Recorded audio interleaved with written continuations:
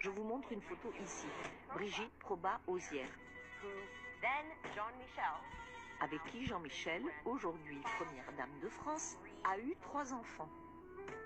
Alors quand Jean-Michel a décidé de faire une transition, après avoir eu ses 3 enfants avec cette nièce, Jean-Louis a aidé son ami, parce qu'il faisait partie de la famille. Le père des enfants de la nièce, essentiellement de la famille, il a dit « je vais vous aider dans cette transition ». Et comment a-t-il aidé son ami? Eh bien, Jean-Louis aurait des liens très étroits avec les services secrets français. Cela a donc rendu les choses très faciles, ou du moins plus faciles.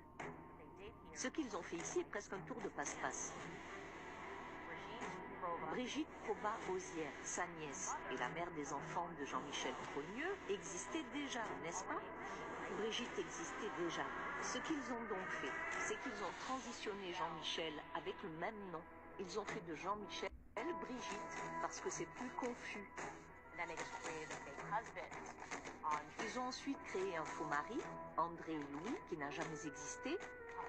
Du moins d'après les archives publiques, il est très difficile de trouver cet homme. Encore une fois, c'était un tour de passe-passe parfait, parce que maintenant, ils se disent « Brigitte Osière existe ou a existé ». Non, en fait, c'est une nièce. Il a aidé son ami. Et l'histoire devient plus sombre et encore plus tordue. Encore une fois, les gars.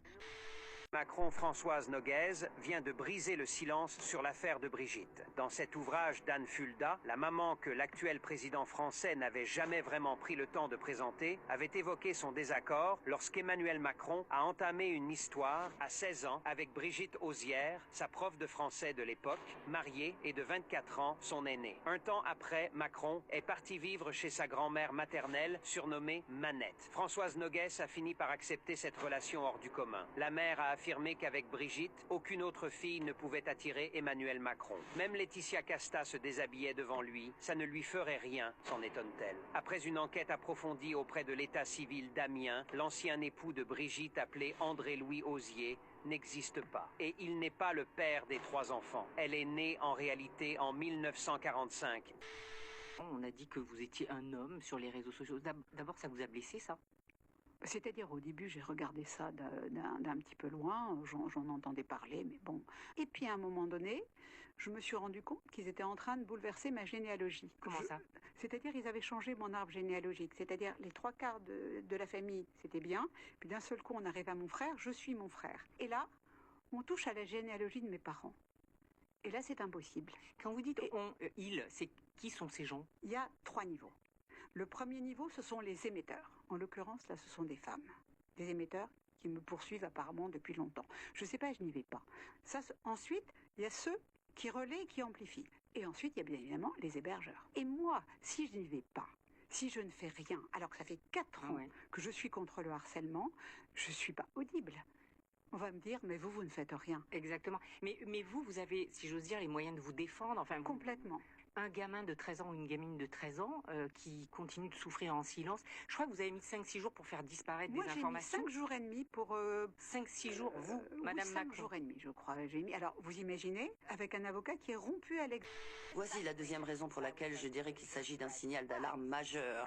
Au lieu de produire ce qui devrait être une preuve suffisante de votre existence des 30 premières années de votre vie, ils intentent un procès.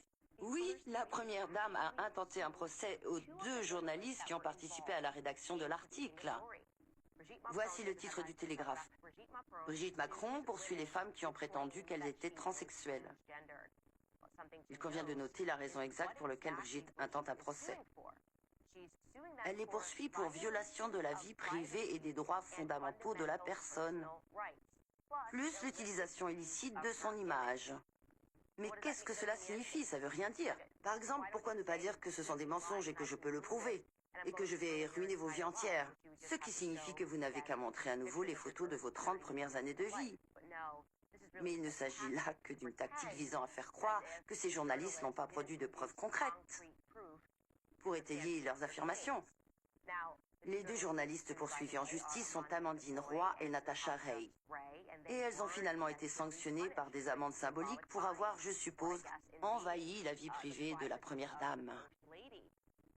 Mais cela va devenir encore plus fou, parce que les journalistes qui ont travaillé sur cette affaire ont été également menacés. Ils ont envoyé la police pour les menacer pendant qu'ils effectuaient des recherches.